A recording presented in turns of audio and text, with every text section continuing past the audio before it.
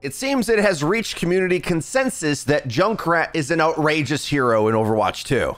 I tried to warn you about the rat. Nobody wanted to listen. He went from an underrated hero back near launch into one of the most dominant ranked picks you can take after a shift in the metagame since they added Kiriko, as well as tuned the game in general. In this video, I want to talk about the virtues of the almighty Junkrat, how we got to this point, and what Blizzard might think about in order to tune him more to be in a more healthy state. Today's video sponsor is Factor. I'm gonna go a little off script on this one today because the box they just sent me was so good that I signed up for the product myself. So it's not only just an easy recommendation, I strongly suggest you give them a try and get impressed like I have been. Even though I love to cook, it's hard to have time as a gamer. So not only do I love getting takeout, I often do, but it's tricky because I'm really picky on the quality I demand, and I'm also on the keto diet. Lost 65 pounds in 3 years, by the way. Many of you have noticed. So with all of this, it's tough to find quality food that I enjoy that's keto, that's anywhere close to what I can cook, but Factor blew that away. Factor is healthy fast food, couldn't be easier. Pop a few holes, 2 minutes in the microwave, and you've got a ready hot meal. Every single meal is rich with flavor. And what I began to notice is with inflation, the prices of takeout keeps getting higher and the quality standards really hit or miss. Whereas Factor, I've never been disappointed. Gamers, you gotta try Factor. So take our link in the description right now and head on over to go.factor75.com and use our code POGOverwatchDES60 and get 60% off your first box. The quality of these meals are going to blow you away. In Season 1 of Overwatch 2, you would have said Genji was too good to pass up on unless you were a specialist at Junkrat and felt you could handle the matchup against him and Sojourn. But seeing as they kept getting nerfed and the game slowed down in a lot of ways, Season 2 is playing right into Junkrat's hands. The thing that I've noticed the most in these weeks playing Season 2 so far is how much slower the game is. The DPS move speed passive being gone is a huge chunk of your biggest prey being more manageable on where they're even positioning, but also being easier to hit with a projectile after they get in a limb. Kitsune Rush being nerfed is another factor, but the final factor is Kiriko's playstyle in general. I want to talk more about her and the effect on the whole meta in an upcoming video, but Blizzard keeps tweaking everything about Kiriko except the one thing that I think is really dominant, and that's how effective her medium range Afuda healing pocket is. Because what you have in Kiriko is a combination of a character that can dodge engages on her own, but also offer pocket healing to swing any duel basically stronger than the amount you might get from Mercy. 70 healing a second on the Afudas is insane. So because of that, if you play these zippier flanker style characters against a support that can always backpedal your rotation or even duel you with her own kunais, often it's better to just hold your position and pressure, but you can't do that with a more linear damage style because it just won't be enough. That's where Junkrat comes in. He's a pick that can control the tanks, and there's only so many in the game that exist like that, as well as having the insane mobility to get to different positions and stay in his best positions. One of the most lethal things in Overwatch 2 to your life is being caught in transition as a slow character, but because Junkrat has the combination of big bursts of damage and mobility, he doesn't really have an excuse to be out of position. When I brought this up originally, somehow players were arguing with me that, no, you don't get it. Soldier 76 can snipe him from afar. I'm like, snipe from afar? What are you far as Junkrat? Your distance control should be perfect because the knockback on your mines had some ghost buff at the launch of the game where you just fly wherever you want, which in some cases I do use for outrageous dive-ins, but more times than not, it's to get away from threats and to parry back, luring enemy into the outrageous projectile damage. Now there's parts of this that I don't mind, but there's other parts that I think are way too easy and free. But the reality I want people to realize, and this is the first kind of shift we had in Overwatch 2 for us to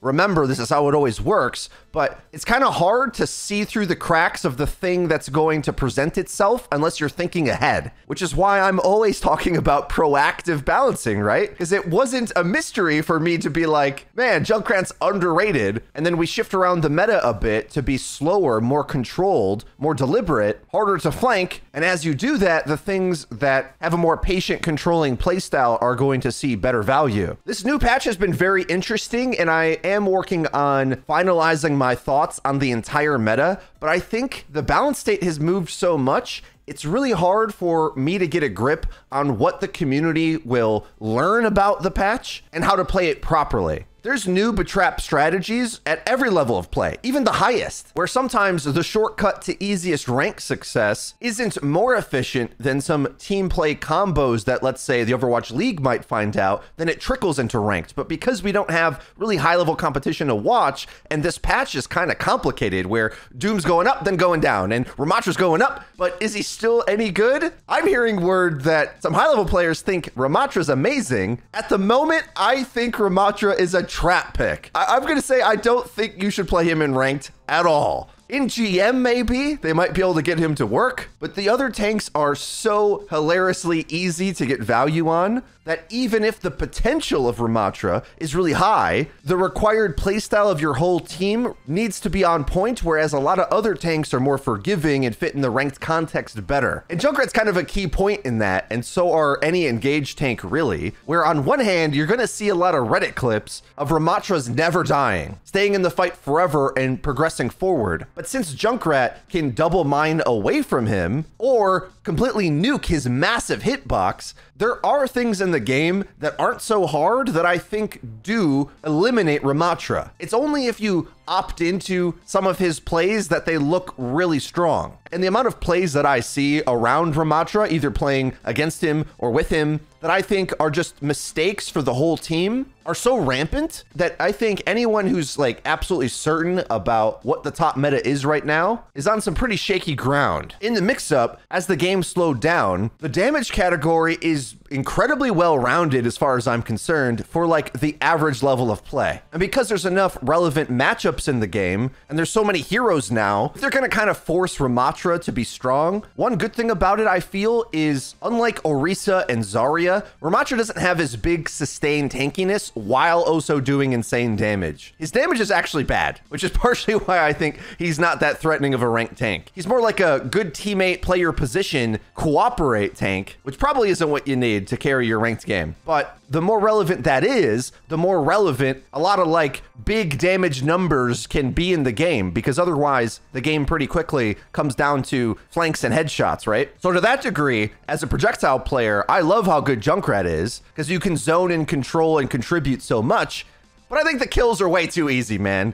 Like, I can't believe that players watched my earlier videos covering this, and the evidence wasn't enough. Bouncing and dive bombing and multi-killing to my heart's content. I think a more healthy place for Junkrat to land would be to smooth out his gameplay a bit and maintain the control that he adds to the game with trap, mines, being good for mobility and nuking things, but rein in his effectiveness at sort of accidentally killing you. So there's some things on the table that I think Blizzard might have to really look at. Like, for example, way back in Overwatch 1 at some point, they allowed his nades to pretty accurately do a single bounce off a wall. This was good in a way because it enabled him to have a lot of control over where his nades will bounce and explode. As opposed to back in the day, they sort of bounced multiple times and lingered in an area, making it hard to walk through. That still kind of happens, but you have to place it a bit more rather than it being so random. That actually gives a lot of power to Junkrat in a way where it can feel like it's hard to escape where his nades are going, giving a lot more leeway to how you're allowed to aim at them and giving you value when you miss. Because even when you're not missing, just hitting one nade into a mine deletes characters in a meta that otherwise you can out-heal a lot of the pressure damage. And truthfully, if he doesn't have the ability to do that, he probably won't be any good at all. But I think they can make it a bit harder to do with possibly a projectile speed nerf and changing the way that the nades bounce. Because at least for me, it's not too hard to navigate a fight in Overwatch 2 with only one enemy tank with the, let's say, like normal meta positioning that you basically have to take on every map. I was angry for a little bit when they didn't hotfix the game for a while, but I've been having a lot more fun again with this patch being interesting. And it reminds me about how good the map flow in Overwatch 2 is when the game isn't completely broken with its balance. But in that, there's a lot of fairly predictable spots that you kind of have to play all the time. Like once in a while, someone can surprise you with a big flank, but usually flanking too hard in Overwatch 2 is a big cost in how much uptime you're going to have. So it might work, but lose you the fight anyway. And it's pretty fair, I feel, that trade-off. So because of that, you really should never be surprised by anyone's positioning at any point, even if the maps feel like they're kind of open and porous. And part of that is because there's a big bias, it feels, in the matchmaker towards push as a game mode, where it has natural cover that's vertical. And I feel people really didn't want to listen to me when I said how important this is to Junkrat's gameplay, because the bot is moving a wall and cover point for Junk to play around at all times. This creates multiple little avenues for him to cross that in a payload style map, he simply wouldn't have as easily. And with that, Junk has an easy time manipulating that cover point, either playing on it himself or spamming at the targets that are using it. Another thing no one really took seriously enough is the effectiveness of using pings for a projectile spam type character. If you know generally the vicinity of where a squishy is, it's not so hard to spam down a lane where they're going to be going, or to know exactly the paths they'll have to go to get into the fight. I guess I'm giving away the Junkrat secrets here.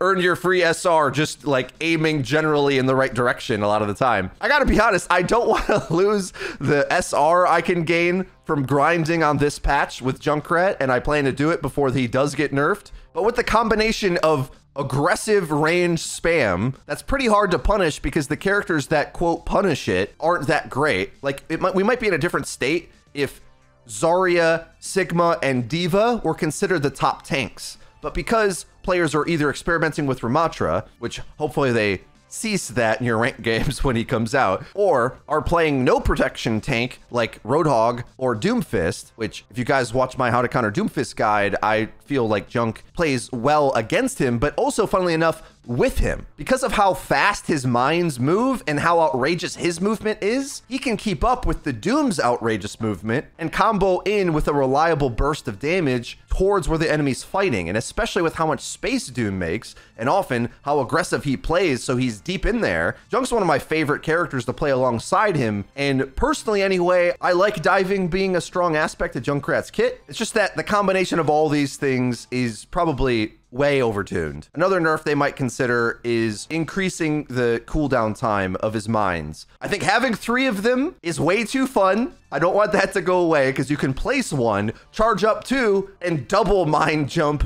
anywhere you want, forward or backward, and have another mine for a combo kill. And that gameplay loop cadence means you're always able to move, reposition, and insta-burst a squishy, or hold a position to whittle down one of the Giga Tanks. It's so incredibly strange Junk's as good as he is, but I think it just kind of goes to show you the difference between launch Overwatch 1 and 2. There's so many things that I think we forgot how weak they were and how tame a lot of the gameplay was in Overwatch 1. I think back to how slow Hanzo was before he had a leap. He played really stiff. Lucio, his damage was terrible. His boop was worse, I think, though maybe against tanks in Overwatch 2 it's worse overall, but his damage was like nothing. Junkrat didn't have an extra mine at launch. He had 1 and he damaged himself. Yeah, over time, characters in Overwatch, they got aimed to be more fluid rather than niche, right? Like launch Overwatch 1 design, characters were like only good at one job. But because the player base wanted to play their character in so many situations, they smoothed out the gameplay so that characters attempted to be somewhat good in all situations, as opposed to like outward throw picks. You might imagine Overwatch 2 has that in some contexts, but I assure you Overwatch 1 had way worse matchups. It's hard to remember, and it feels oppressive in Overwatch 2 when you have a bad matchup, but both the open queue design of Overwatch 1 and the hero design, which just people forget about, how tame and slow the game was in comparison to as it got power crept, smoothed out, and then amped up for the sequel. Junk may have been a joke pick against 2 tanks in Overwatch 1 in a lot of cases, but we're playing a very different game now. And an interesting conversation I was listening to on the Group Up podcast is sort of the debate between how much MOBA and shooter we want Overwatch to be. I might span this off into another conversation specifically about support, but at least for me personally, I like a pretty even split, to be honest. And I feel like sometimes I'm the minority in that opinion. I just like meta diversity and not the game to be too much of one of the two at any given time. So like Goats is way too much. A hard Widowmaker meta might be too much, but some balance between the two is what I'm looking for anyway. And I think Junk interacting with the game this way, for me, feels like an interesting mix. And when they originally had Junkrat in Overwatch 1, knowing that trapping an enemy or throwing a mine in were strong abilities in theory, they don't give him also a hit scan, right? Like his weapon was supposed to be kind of unwieldy and crafty. But when you remove so much crowd control and you change the maps up to be these cavernous flank routes and slow the game down to sort of have two phases to it, where you're either contributing to the Godzilla King Kong tank battle, which sort of sustains and controls, or going for a pickoff play. And since all the characters are kind of doing that, you can see how Junk, no matter what his numbers are, might be pretty good in that state. Guys, I want to know your thoughts in the comment section down below. What do you think they should do to Junkrat? Because I know metal rank players especially feel he is incredibly oppressive. The funny thing is that doesn't end as you go up the skill tiers. What should they go after? Projectile speed? His uptime by increasing the cooldown on mines? Should they make the projectiles smaller? Change how powerful controlling the bounce of the nade is? Let me know what you think in the comment section down below. And while you're checking things out down there, you can check out today's video sponsor, Factor, by clicking the link below. I ran out of the box they sent me, but the one I bought is coming Tuesday, and I'm excited to be able to grind some Overwatch ranked that week and not have to cook a few meals with the delicious food that they're sending me. If you enjoyed this video, please be sure to leave it a like, and don't forget to subscribe and click the bell icon to actually get notified when our videos come out. That's been it from me. I've been Frito for your Overwatch. I'll see you guys next time.